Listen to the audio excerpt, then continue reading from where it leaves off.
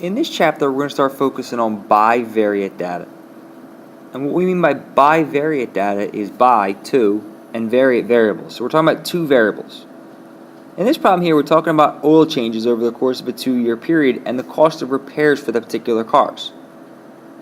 If we look at our first order pair here, 6 and 300, all we're going to do is graph that just like we would any other point. We come down to our oil changes, we find the number 6, we go up to cost of repairs, we put 300, and we go ahead and we put an order pair there.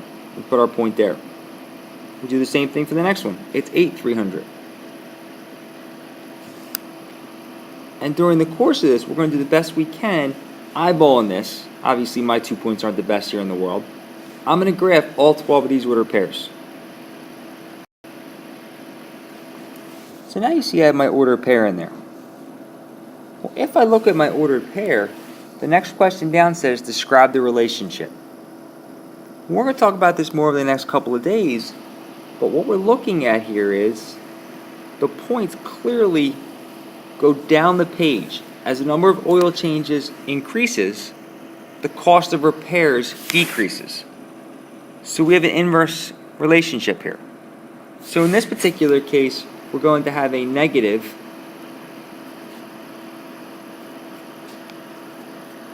relationship. And since the points are pretty close together, it's not a straight line, but it's pretty close, it's going to be a relatively strong negative relationship.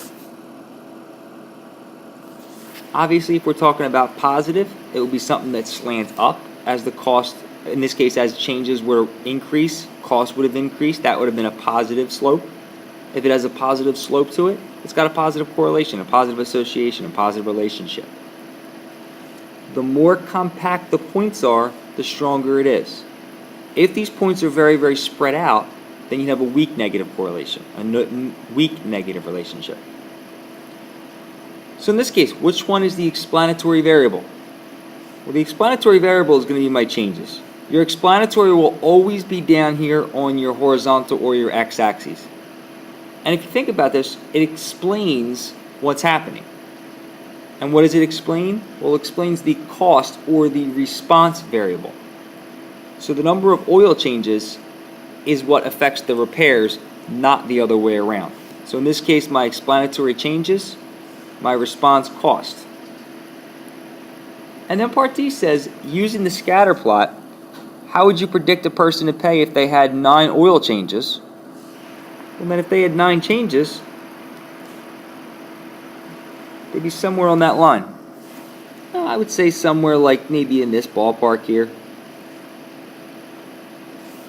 It's hard to tell exactly, but my guess is that person, if they had 9 oil changes, would probably pay somewhere around $350. You can't really tell by the scatter plot, except the idea that you can get a ballpark of what they would pay. What they're going to predict it to pay is the stuff we'll look at in the next couple of days. The next one today I have is 28. Well, 28 is way over here somewhere. Since this graph only goes up to 18, that's going to be what we're going to refer to in this chapter as extrapolation.